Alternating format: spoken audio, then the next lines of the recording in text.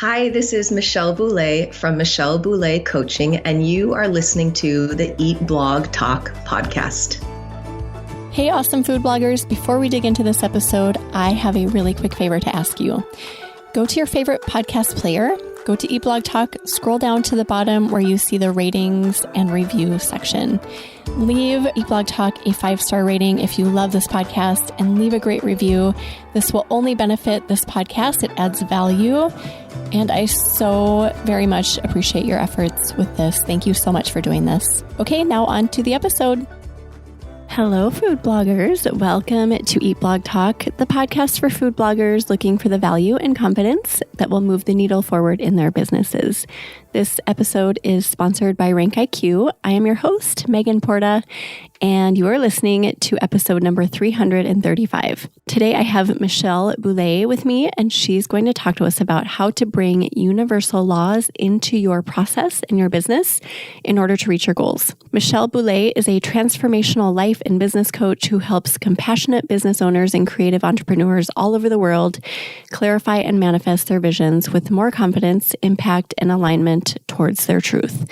She runs a multi-six-figure coaching business, offering online group programs, private coaching, speaking, in-person retreats, and teaching. Her work draws from over 20 years of practice in somatic therapies, energy medicine, mindset psychology, spirituality, and her award-winning international career in dance. Hello, Michelle. Thank you so much for joining me today. How are you? I'm doing great, Megan. Thank you so much for having me here. Okay, so I'm super excited to talk about all of your knowledge with universal laws, Michelle.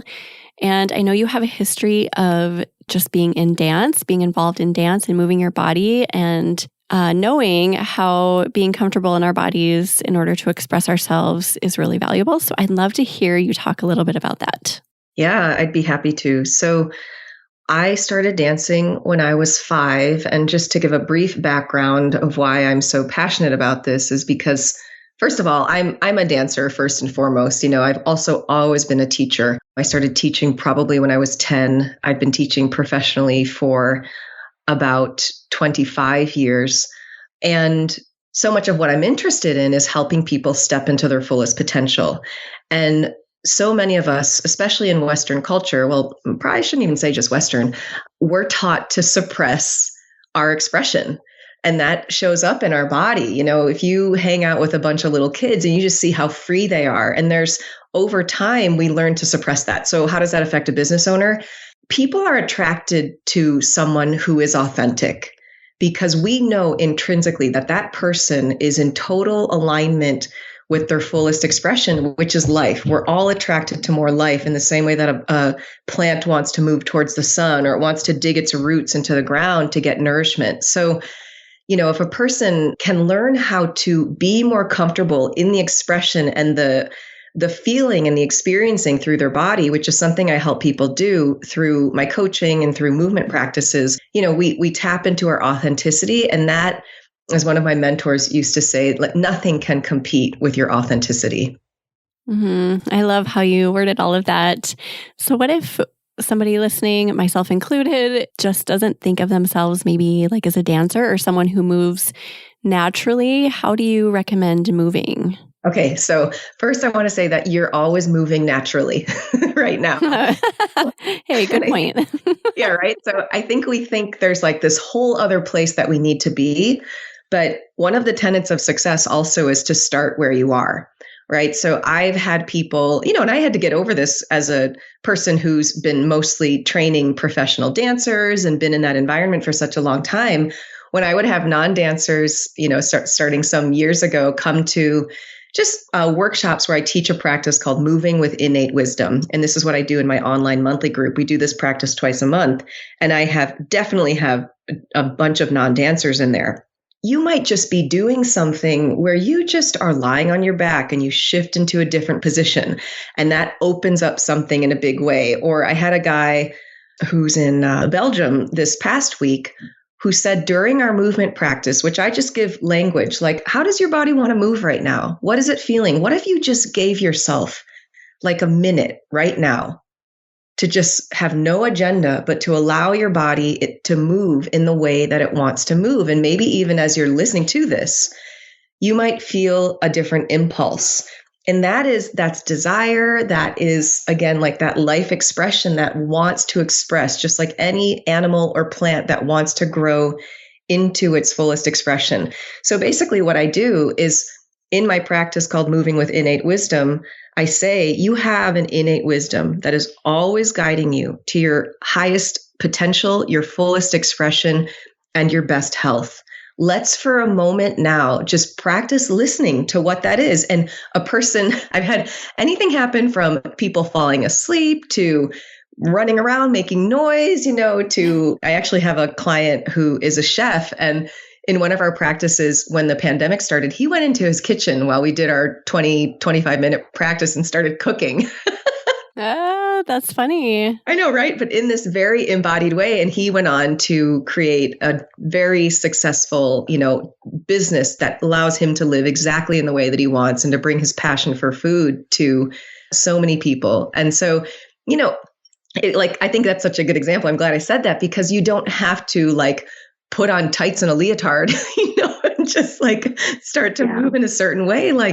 It's always here, the way you might play with your kids or be with friends and having a conversation, or feeling an urge to kind of have more fun or go dancing or whatever it is.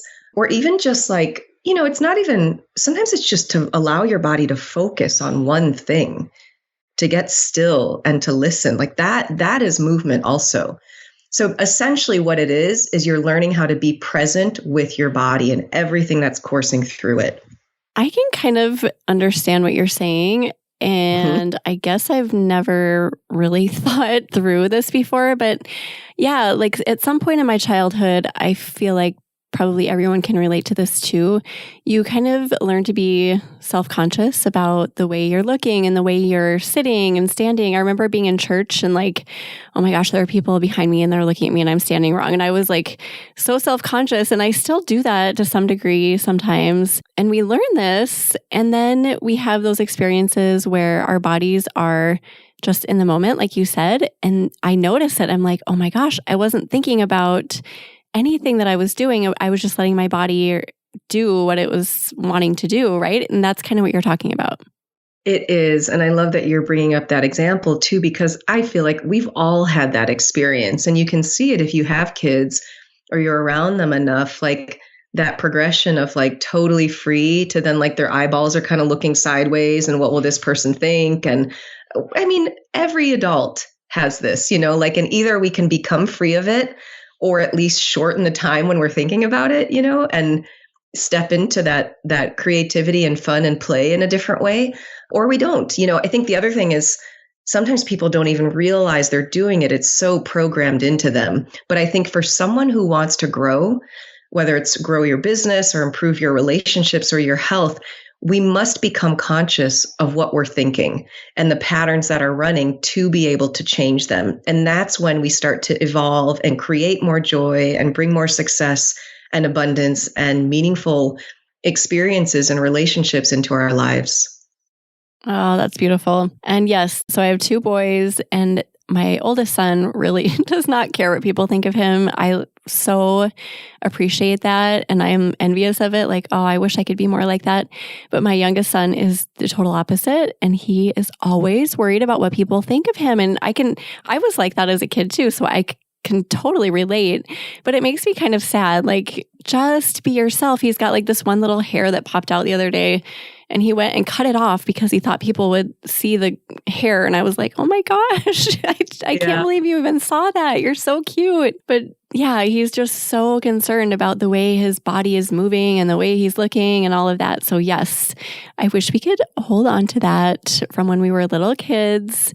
And now that we're adults and we've learned these bad things about our bodies and the ways that people are perceiving them, we need to relearn it. And aside from getting coaching from someone like you, how do we even start to do that? You mentioned changing our thinking, but what else do we do? Well, I think the first thing we need to do is just be aware of what's happening. So we can't change it unless we can see it, because once we see it, we create a separation. We're like, oh, look at this pattern. It's not you. It's a pattern that you learned. It's a program that you learned. So let's say you're going out to dinner with friends and you're super concerned about what to wear or what you're going to eat. And then in that moment, here's one thing that's helpful is you set an intention beforehand. Like, I am going to have fun today. And I know that pattern of when I am getting nervous, like, am I going to eat too much? I'm going to spill food all over the place. Maybe like if you're with new people, right? Like, can I pick up something with my hands?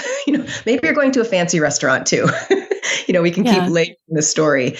All the ways a person might get self-conscious. And if you just go like beforehand, you say, how do I want to feel during this experience? And you can sit for like 5 minutes to 50 minutes. And honestly, I always start it with a meditation where I set an intention for how I want to feel today.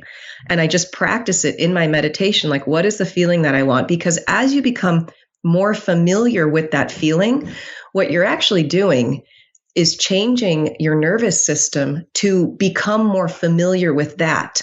And our nervous system works through pattern, or I should say our subconscious mind works through pattern recognition. So as you build that here at home right now without anything, having to change in your external environment, you can then go to that dinner and your subconscious mind will start to look more for experiences of joy, if that was your intention, or experiences of freedom. And then you allow yourself to be in your body a different way, or tell a joke where maybe you would have suppressed yourself, maybe even tell a joke about yourself, which is when you're in that freedom, again, like, people love that. And, I have always thought, and I was more conscious of this. I became really conscious of this in my 20s with teaching. It was like all the work that are some of the most important work, if not the most important, is the work we do with ourselves, because that teaches our kids, that teaches our friends, our audience, our clients, our students, our family, even our parents. Like, I know, I was always waiting for my parents to be a certain way, but I was like, wait a second, I started to change and heal things in me. And my parents then started to change, so I think one thing that's so cool is to realize that we're actually more powerful than we think, and that the change can start right here at home. I'm pointing to my chest right now. Like, this is where it starts. And, I think as we realize that more and more, we can create a very different reality for ourselves and the people we love.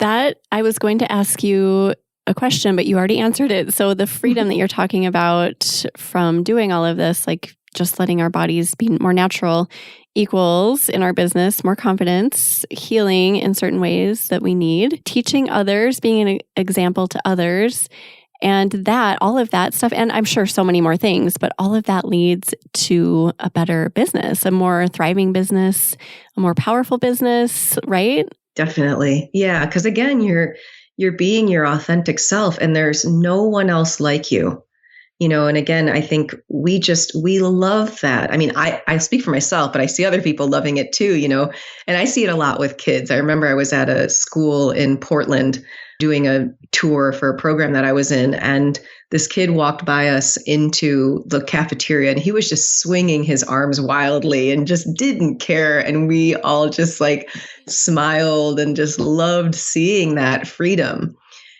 so it's amazing how much we've all learned how to not do that. So we start resonating more with that than we do with freedom, but we feel the suffering from that too, right? So if you can just start like in the littlest way, what do I want to feel today?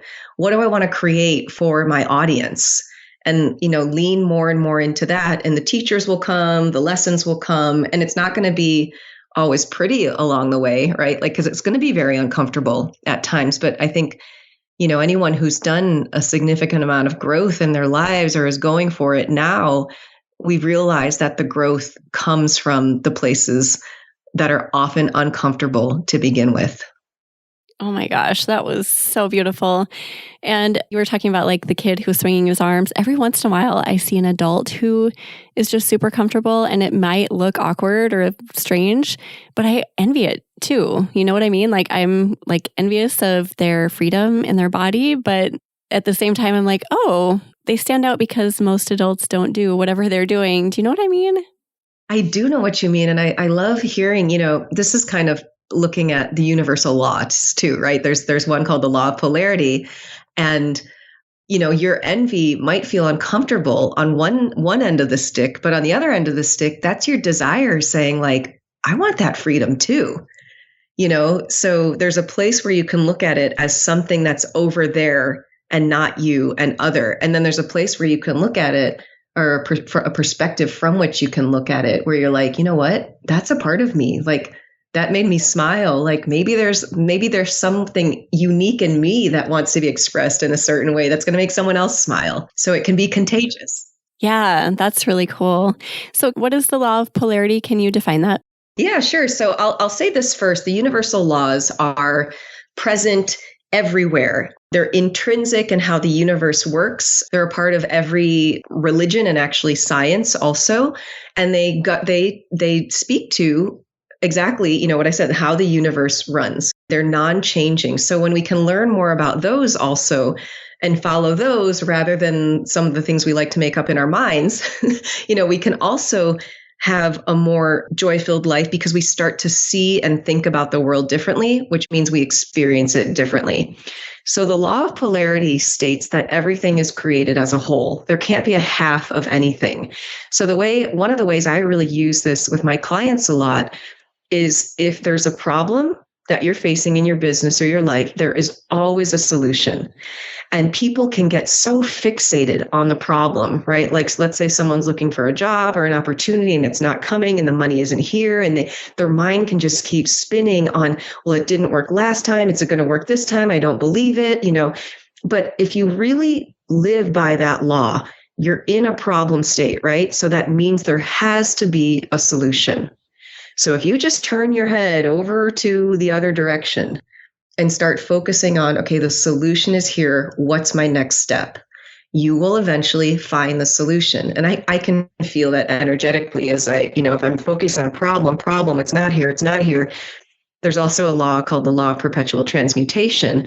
And, our thoughts determine what happens with this energy that is constantly flowing through us, right? So if I'm in problem, I will just create more problems. If I'm in the thinking of solution, I'm programming my mind to start looking for that solution, to start vibrating with that energy of solution. And lo and behold, it will show up if I learn how to focus my mind in that direction. A lot of humans are in that problem-focused space, I feel like, right? I mean, it's really rare to encounter somebody who's of the solution-focused arena, don't you think, Michelle? I mean, I think we could use the law of polarity here too, right? Like if that's where you've been trained to look, and I would agree too, we're predominantly trained to live that way because it's like survival. Right? Like there's actually a way our subconscious mind develops, which is, it's everything we learn before 7 it just goes and becomes an automatic program in our minds because, let's see, how technical do you want me to get with this? We don't have a conscious mind until we're 7. It doesn't start to develop until then. So everything you learn from your parents, teachers, clergy, whoever raised you, that just becomes your baseline for living. Right. So your subconscious mind, so it becomes the programs of your subconscious mind. And your subconscious mind has 2 jobs. One is to keep you alive and the other is to procreate. And to keep you alive, it says, don't change anything. Don't change these patterns, even if it's a pattern of not having enough money or being in a relationship that isn't very good for you. Those are just patterns, and your subconscious mind can think, oh, I'm alive. I'm not going to change this. And that's why it can be so hard for people to change. So if a person decides, okay, I want to have more money or I want to improve my relationship, they're going to go into an unknown space, patterns that the subconscious mind does not recognize. And it's going to do everything to pull you back to stay where you are. And I tell this to my clients all the time. The closer you get to your change, the louder the resistance is going to get. Just like the bars on a volume or a Wi-Fi signal, they just get taller and louder. And you need to use your willpower, and I would say also your surrender, to say, you know what?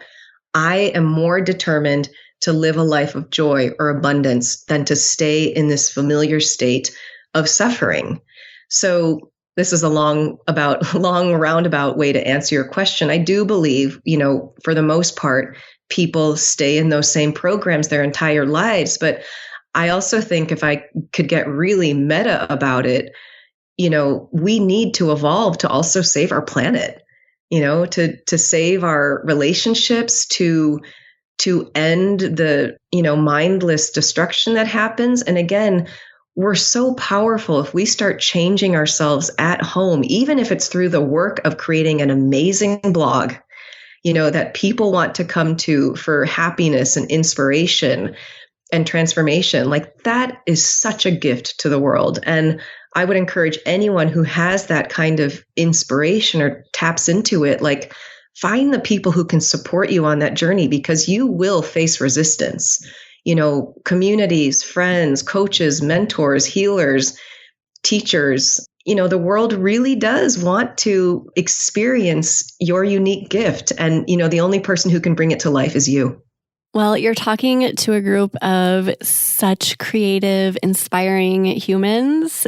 And as you were talking through all of your inspiring words, encouraging words, I was thinking everything that everyone listening is doing matters. It all matters. It's all making a difference in this world.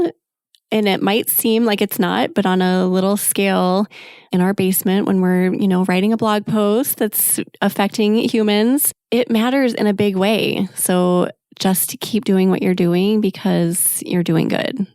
Yeah, that's beautiful. I mean, just think if we could all say that to ourselves every single day, that's where we would be redoing some of those negative programs. Maybe an even better fun fact is that I think it's about 90 to 95% of our thoughts are repetitive. They're the same thoughts we thought yesterday. And 70% of those are negative and self-sabotaging. Oh my gosh, that makes me so sad. Oh, yeah. But, if we look at the law of polarity with that, like, the opportunity on the other side is so great. I had a yoga teacher say this to me a lot once. It was just like, your resistance and your struggle is equal to the amount of gold that's on the other side. So again, what do we want to focus on? Yes, it does. It's a sad thought, but you know what? There's so much potential in that for change and transformation. Oh, I love how you turn that around.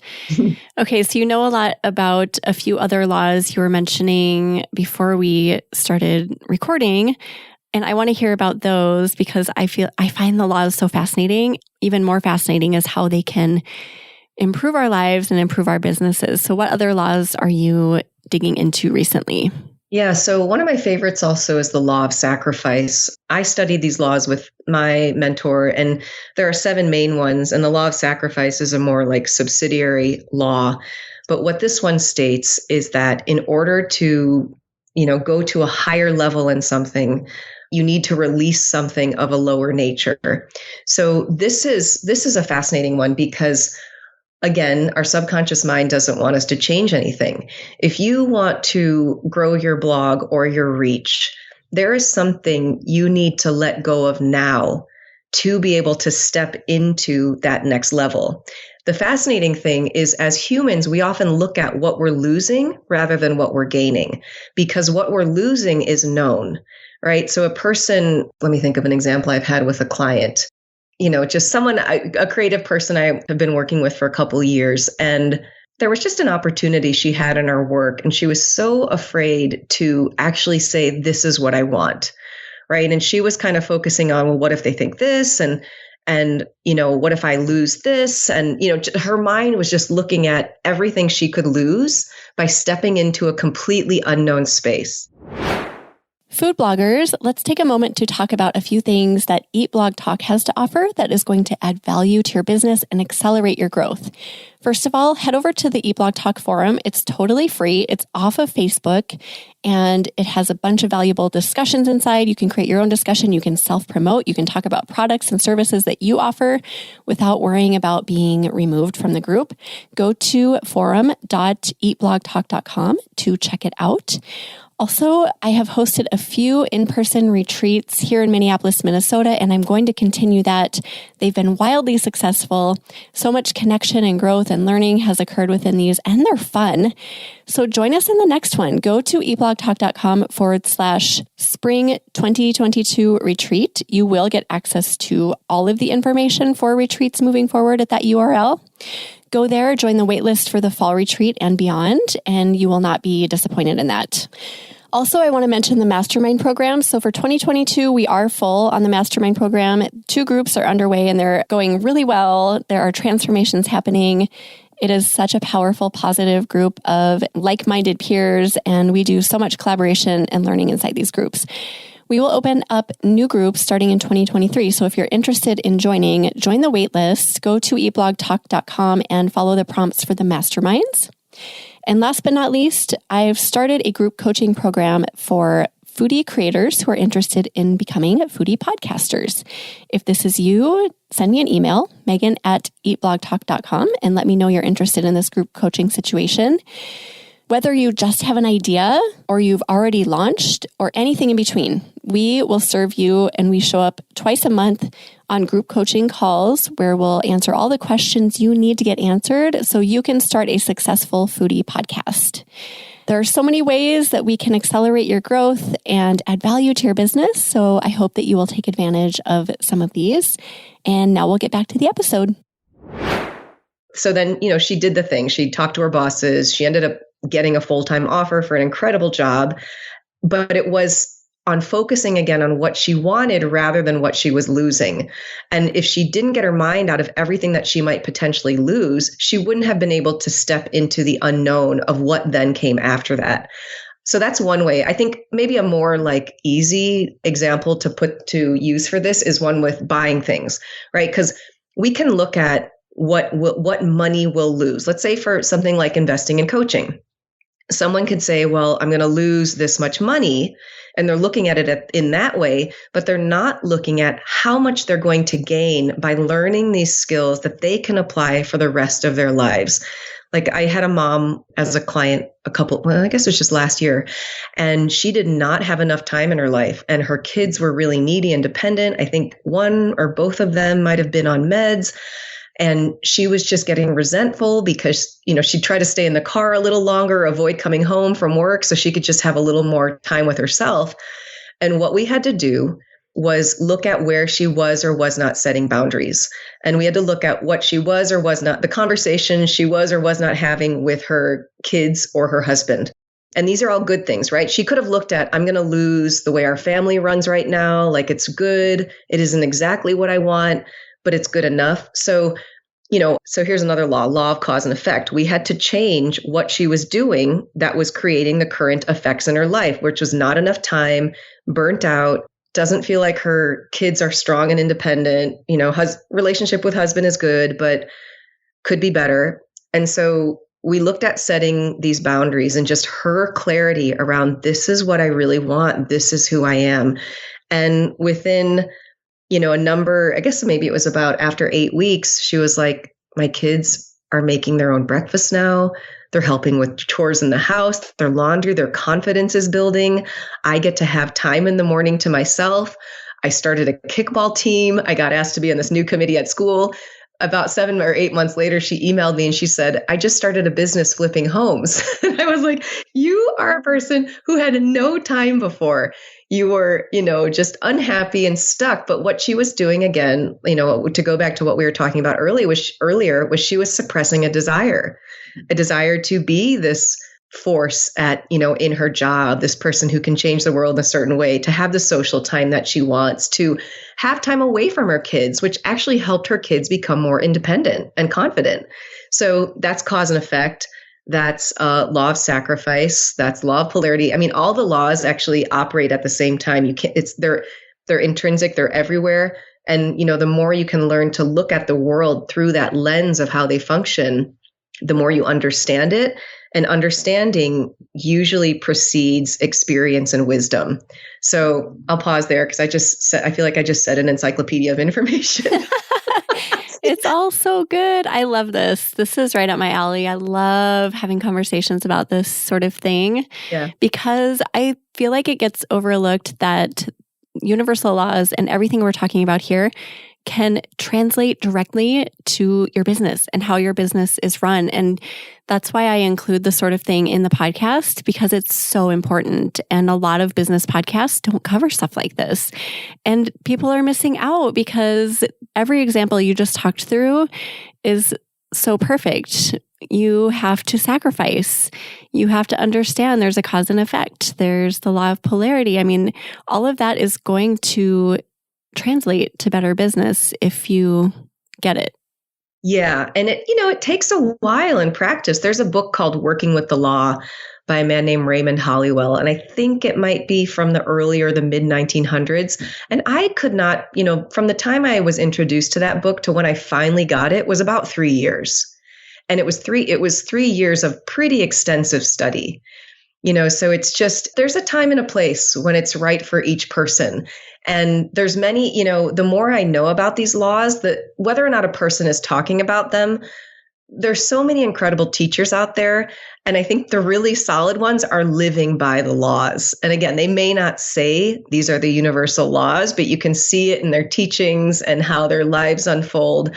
And I think if we remove that cap or that limit on how much joy we can experience. And the only reason I can say this is because I've personally gone through it. The more we can remove that cap, like the more we understand, oh, wow, this is how the universe works.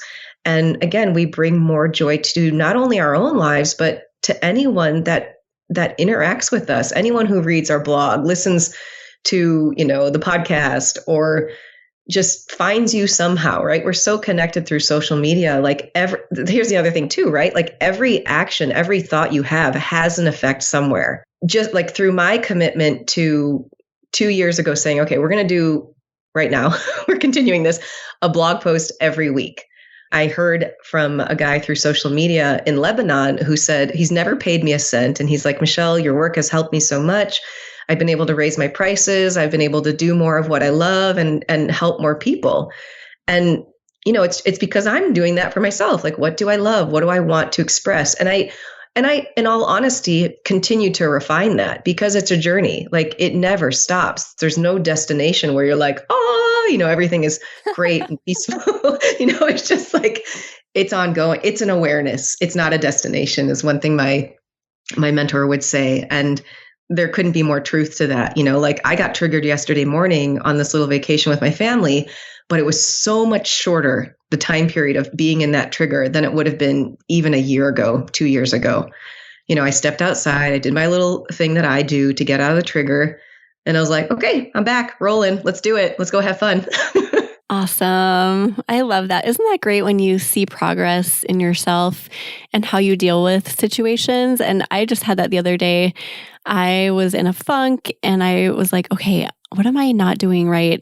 And then I started going through I hadn't taken my vitamins in a few days. I'm not drinking enough water.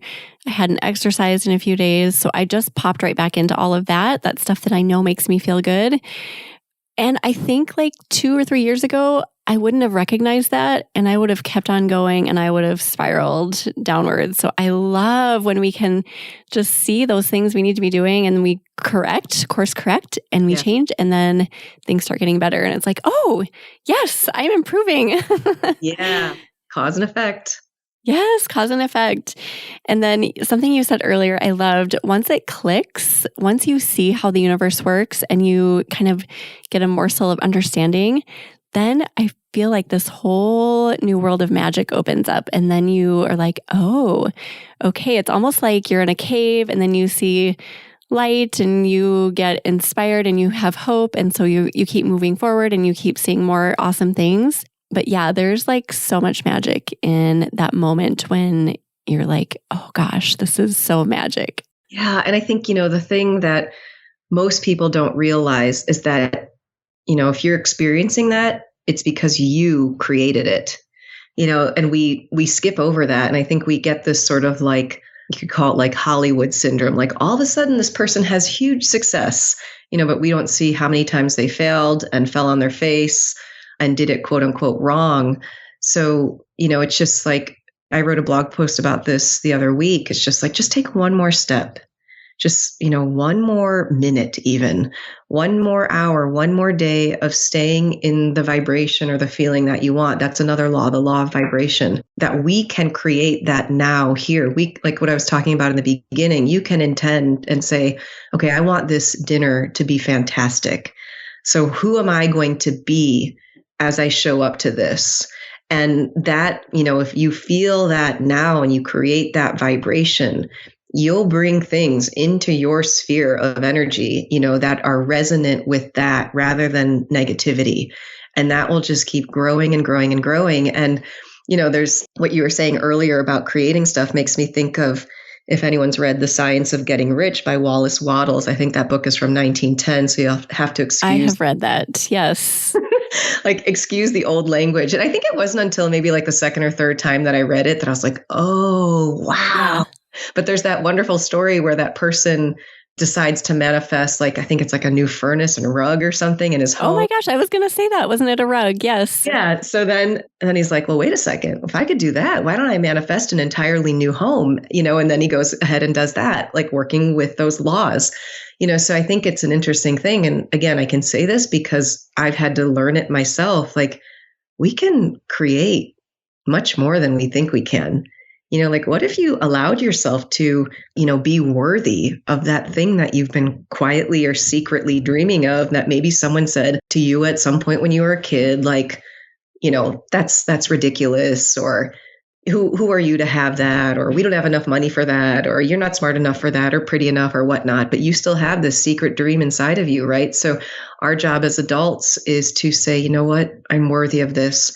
I'm going to live my life in full expectation of this, consistently, not just for a day, not just for a week, but as an awareness for lifetime. And then we start to create things that, previously we wouldn't have imagined were possible. And that's quite a beautiful thing to see in my clients, and also experience in my own life too. Oh, that is such a beautiful thing. So you touched on the law of vibration. I just want to hear from your words, like, exactly what that is. So that's just that everything is frequency. Everything is vibrating at a certain level. So it's just like a radio signal, right? Like, if old school radio dial, you turn the dial and you resonate with the radio station, or a particular frequency. All those stations are in the air all the time, but you are tuning your dial to tune in to a particular station. And when you're in that station, all that information in that frequency comes in. So if we look at this in terms of, this intention, like, I'm going to have a great dinner, and you stay in that frequency, you stay in that vibration, everything that resonates with that vibration that'll be in your awareness. That will be in your experience. It's the same way, like, if you play a note on a piano, like, let's say you play a middle C, for anyone who knows the piano. I think, and I hope I'm explaining this right, like a guitar that's sitting across the room, that same note will resonate on the string, or that same note on the piano resonates on everything that's an octave above or below. Sorry if this is too technical for no one who understands music, but it's like, I don't know, why this popped in my head. It's like the dog starts to howl here, and then the other dog, it's like, hears it and it starts to howl over there. It's like the same frequencies get picked up. So the more you can consciously decide, this is the vibration I want to hold, again, you will then see the effect of that, cause and effect. The things on that vibration will come to you. So the other side of that, if you're in a negative space, and we've probably all seen this in ourselves or with a friend or a child or someone or partner, it's like, if they don't get out of that space, like, more and more negativity, like story stacking, will come in. And it's just like, that's the thing that person is focusing on. That's the vibration. It will attract more of it.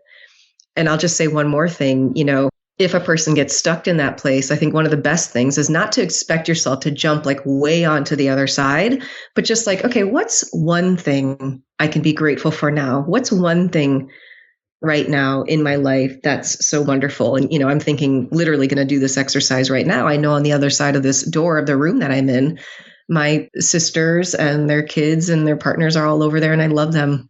Like, that's it. Let's say I'm trying to solve something in my business. Oh my God, where's the money for this? Like, focus negative. Oh, wait a second. Right over there are some people I love. oh, I know, like yesterday, what a fun day we had all swimming in the lake. I know we're going to have so many laughs today at lunch, whatever that is. And then all of a sudden, I'm not in the resonance of that problem anymore. I'm not in that vibration. Then I can go back and look at, okay, what needs to happen? Because I'm in a totally different frequency. I'm seeing different opportunities. It's my mind will create new thoughts or resonate with different thoughts that will allow something else to happen. I feel like gratitude can fix so many things. And I kind of preach this a lot with my listeners, and I feel like I get a little bit annoying because I'm one of those like super optimistic, annoyingly optimistic people, but it's because I've seen the power of gratitude and exactly what you're talking about with the law of vibration. I get in ruts too. We all do. We're all human. We get to thinking about how terrible our traffic is and how Pinterest has deceived us. And like, it is normal to do that. But I've also trained myself to catch it and stop it and just say, okay, wait a second. I'm going to focus on all the good things. Like you just said, your sister and your kids and the memories from vacation. And I do that now as a habit. Yeah. And it works. It's so powerful. Really does. There's someone I study with, and he says gratitude is the best. That's the first step of receivership. It allows us to receive, right? So I think what this says to us is the universe is wanting to give us anything we want, really. Like if we go back to that science of getting rich story, and gratitude is what puts us in that vibration of being able to receive all those things that we are wishing for. It won't start, like the gratitude has to come first before it even shows up. And that's even like a Native American, a way of praying. The chief would go into the field or wherever, and with his bare feet say, thank you so much for the rain, his bare feet on the ground. Thank you so much for saturating this earth. So it wasn't like, please bring this to me. It's like, it's here already. Let's be in gratitude and allow it to come to us. Oh my God, that's so. Oh, I love that. It's just like, why not? Why not even just for like a month, experiment with that and see what happens? What are you going to lose by just being grateful? Yeah, I agree. It's so normal to get into our human ruts of just wanting and expressing want and maybe complaints and gripes and not to express the gratitude. But if you can commit to it for a period of time, I mean, it's guaranteed that your life is going to turn around. The way that you see the world is going to change. There's so much power in gratitude. I love it. I try to tell my boys that all the time. They're not quite there yet, but sometime. What's also incredible, I think, I'm just hearing this, so I want to say it, is to not like shame yourself if you haven't been doing this. I am, as of today, 44 years old, and there's some stuff like I haven't been grateful for yet. Yeah. I just did a meditation training with my dad, and he's in his later 70s, and he's like, oh man, I wish I would have known this when I was your age. It's like, it's okay. There's perfect timing for everything. And what is cool is that the younger generations are getting this information sooner, and that's really beautiful. And just, I guess the point I want to make is for a person to not feel bad about how they've lived their life so far, because all of that, it's your gift. It's it makes you who you are now. It makes you who you are to become, and it allows you to serve in a better way. So I also say, gratitude, and just like forgive your past and let it go.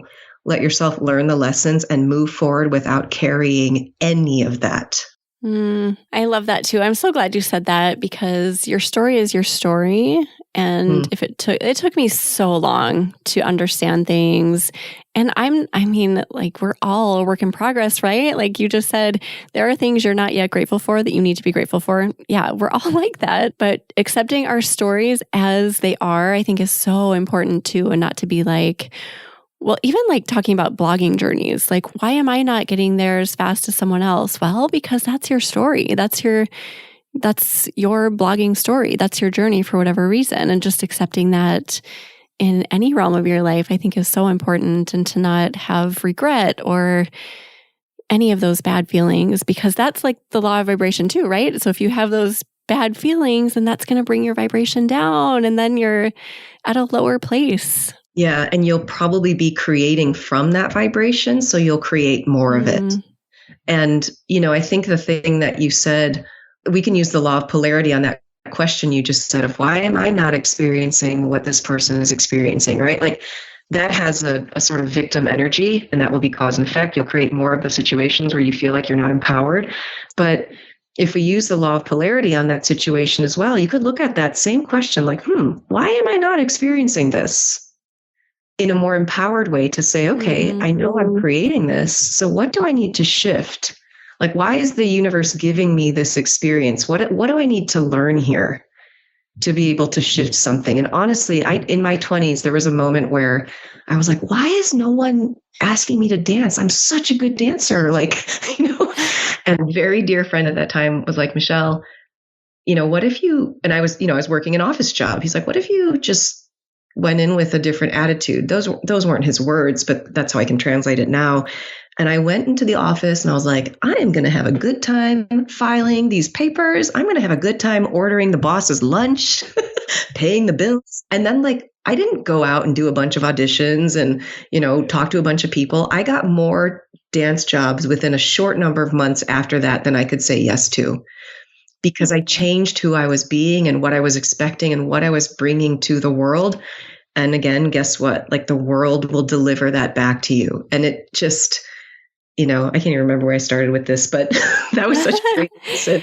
It's you change something right here at home. It cannot not have an effect in the world, quote unquote, outside of you. The thing I pulled out of there is just to be more curious instead of more judgmental. So instead of judging your experience, be curious about it. Like, oh, okay, why isn't this happening the same way as it's happening for others? And to take action or change maybe your attitude or your vibration.